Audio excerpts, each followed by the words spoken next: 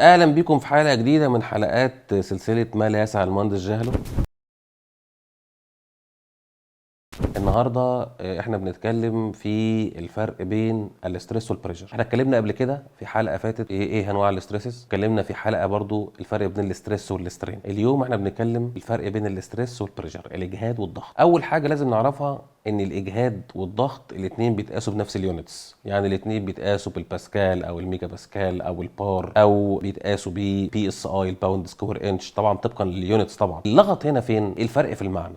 الاسترس اللي بيسببه دايما هو عباره عن قوه مؤثره على الماده، يعني قوه او عزم، فورس او مومنت بيأثر، فبيسبب نوع من انواع الاجهاد. والاجهاد دوت مفروض ان هو ما يتعداش اجهاد معين او رقم معين بحيث ما يحصلش فيلير. البريشر لما بيجي هو بيعمل نفس اللي بيعمله الاسترس، بس البريشر السبب بتاعه هو بيكون سائل او غاز محبوس. يعني انت عندك حتى الغاز ده لو محبوس في كوبايه يعني فبيعمل بريشر، لو الميه دي موجوده في مثلا في كوبايه او موجوده في وعاء بتعمل بريشر.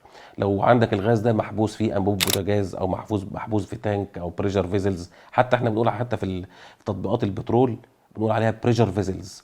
اللي بيسموها بريشر فيزلز لانك انت بتكون حابس جواها حاجه، حابس سائل، حابس زيت، حابس هواء. البريشر بعد كده بيسبب فورسز، والفورسز دي ممكن تسبب الاستريسز. فاحنا ممكن نقول ببساطه ان البريشر برضو ممكن يسبب ستريسز، بس الوصله بينهم هي الفورسز. يعني البريشر بيسبب فورسز والفورسز بيسبب ستريسز. بقول لك تاني ان الفورسز والمومنت بيسببوا ستريسز، اما السوائل هي اللي بتعمل الضغط. دايما لما نيجي نتكلم عنهم الاثنين احنا بنحاول نامن اسيتس بتاعتنا او نامن فيزل او نامن وات ايفر هو ايه، بحيث ان احنا ما نتعداش ستريس معين او رقم معين، لان انت لو تعديته هيحصل فيلير وبالتالي ممكن تحصل مشكله. البريشر والاستريس انت ممكن تتعامل معاهم عادي خالص كانهم حاجه واحده، والاثنين بيسببوا مشكله او ممكن الاثنين يسببوا فيلير. لكن تذكر دايما ان احنا مثلا لما نكون بنتكلم مثلا على اطار لسياره بنقول عليها الضغط فيها كام، ولما بنكون عندنا فورسز مأثره على مثلا بيم او مأثره على ميكانيزم او اي حاجه بنقول عليها